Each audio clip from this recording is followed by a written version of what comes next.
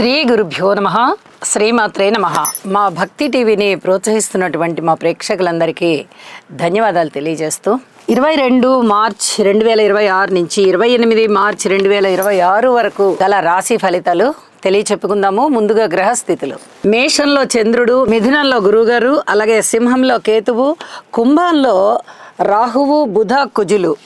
ఇక శుక్రాచార్యుల వారు కానీ, శనిగారు కానీ, రవి గారు కానీ మీనరాశిలో ఉంటూ ఉండగా వారాంతంలోకి వెళ్ళేటప్పటికీ శుక్రాచార్యుల వారి యొక్క స్థితి మేష రాశిలోకి మారి ఉంది. చంద్రుని యొక్క గమనము కర్కాటక రాశిలోకి మారి ఉన్నది. గ్రహ సమ్మేళనాల యొక్క ఫలితాలు ఏమిటి అంటే, బుధ, కుజ, రాహు గ్రహాల యొక్క స్థితి సంచారము కుంభరాశిలో కలిసి ఉంటూ ఉన్న కారణం చేత ఇక్కడ సర్పదోషం అనేది సూచిస్తూ ఉన్నది.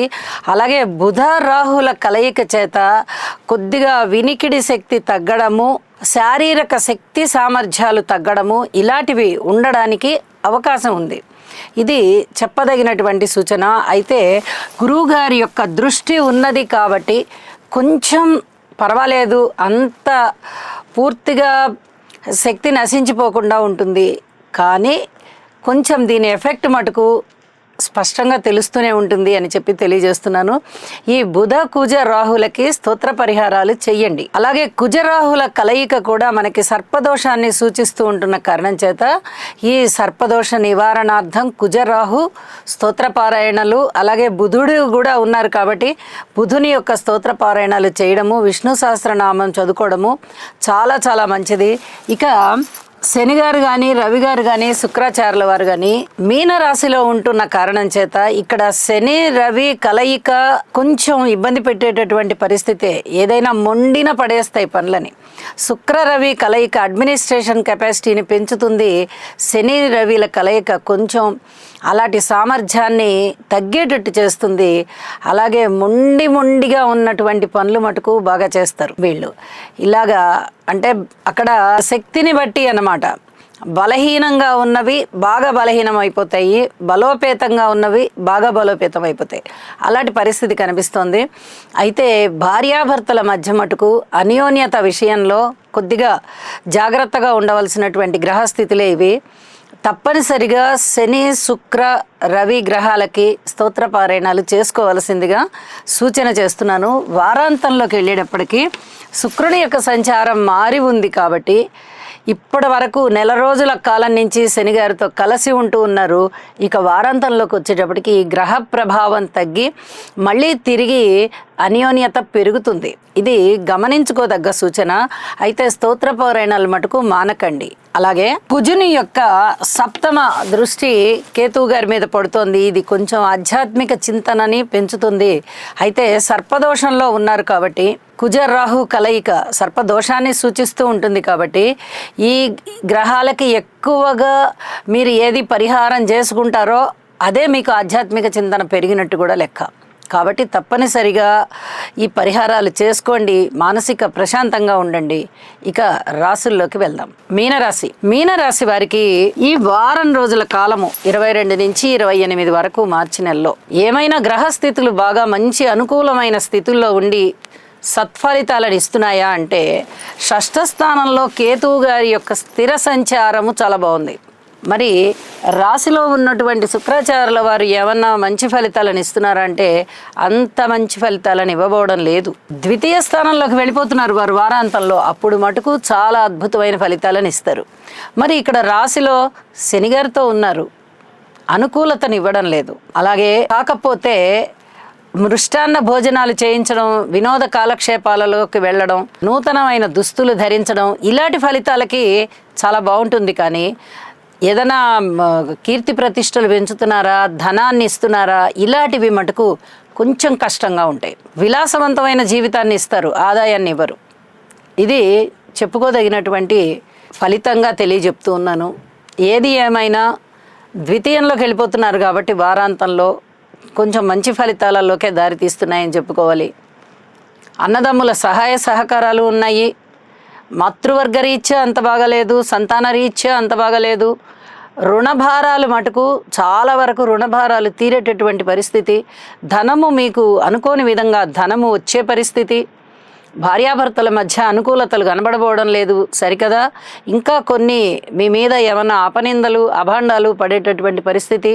పబ్లిక్ రిలేషన్స్ విషయంలో చాలా చాలా జాగ్రత్తగా ఉండాలి. అనుకూలమైనటువంటి స్థితి సంచారాలు మీరు పెంపొందింపజేసుకోవాలి.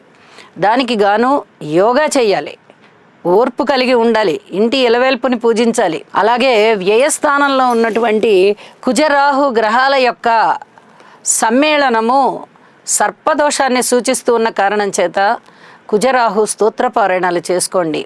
కుటుంబం చాలా బాగుంటుంది, మీ వాక్కు చాలా బాగుంటుంది, పితృవర్గ రీత్యా చాలా బాగుంటుంది. కార్మికులు, కర్షకులు, నేత పని వారు, చేతి వృత్తుల వారు ఇత్యాది వారందరికీ కూడా అనుకూలమైన కాలం వస్తుంది. ఉద్యోగ జీవితంలో కొంచెం శారీరక శ్రమ పెరుగుతుందనే కానీ తృప్తి లభిస్తుంది. లాభాల బాటలో ఉన్నారంటే ఇంకా ఏమీ లాభాల బాటలో లేరు. ఏలినాటి శని ప్రభావము, అర్ధాష్టమ గురు సంచార ప్రభావము, ఈ రెండూ కూడా ఈ మీనరాశి వారిని చాలా ఇబ్బంది పెడుతున్నాయి. కాబట్టి దైవానికి తప్పనిసరిగా సర్వస్వ శరణాగతి చెయ్యండి, ఇష్టదేవతారాధన చెయ్యండి, ఇంటి ఇలవెల్పుని పూజించండి, నవగ్రహ స్తోత్రాలు పారాయణ చేయండి, శనికి తైలాభిషేకం చేయండి.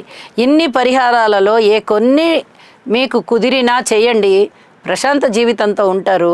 అలాగే ధైర్యే సాహసే లక్ష్మి అనేటటువంటి సూత్రాన్ని గుర్తు చేసుకుంటూ ధైర్యంగా ఉండడం, సాహసోపేతంగా ఉండడం, అదే మనకి ఐశ్వర్యం అనుకుంటూ ఉండడం, ఈ చింతన చేయండి. ఇది చెప్పదగినటువంటి సూచనగా తెలియజేస్తున్నాను. వారాంతంలోకి వెళ్ళేటప్పటికి పంచమ స్థానంలోకి చంద్రుడు వచ్చున్నారు. అంత అనుకూలతలు అయితే ఏవి లేవు, కానీ పంచమాధిపతి పంచమంలో ఉన్నారు కాబట్టి కొంచెం మానసిక ప్రశాంతత ఉంటుంది పిల్లల విషయంలో. ఇది చెప్పదగినటువంటి సూచనగా తెలియజేస్తూ చెప్పిన పరిహారాలు చేసుకుని జీవితాన్ని సుఖమయం చేసుకోవాల్సిందిగా సూచన చేస్తూ శుభం. సర్వే జనా సుఖినో భవంతు. ఈ రాశివారు నవగ్రహ ధ్యాన శ్లోకం అయినటువంటి ఆదిత్యాయ చ సోమాయ మంగళాయ బుధాయ చ గురు శుక్ర శనిభ్యశ్చ రాహవే కేతవే నమః అనే మంత్రాన్ని ప్రతినిత్యము పఠించడం ద్వారా లేదా వినడం ద్వారా మీకు మరింత మేలు జరుగుతుంది. అలాగే మీ మనస్సంకల్పం ఏదైతే ఉందో అది సిద్ధించే అవకాశం ఉన్నది. కుజగ్రహం యొక్క అనుకూలత కొరకు ధరణీ గర్భ సంభూతం విద్యుత్కాంతి సమప్రభం కుమారం శక్తిహస్తం తం మంగళం ప్రణమామ్యహం. ఓం క్రాం క్రీం క్రౌం సహ భౌమాయ నమః. రాహుగ్రహం యొక్క అనుకూలత కొరకు అర్ధకాయం మహావీరం చంద్రాదిత్య విమర్దనం సింహికా గర్భ సంభూతం తం రాహుం ప్రణమామ్యహం.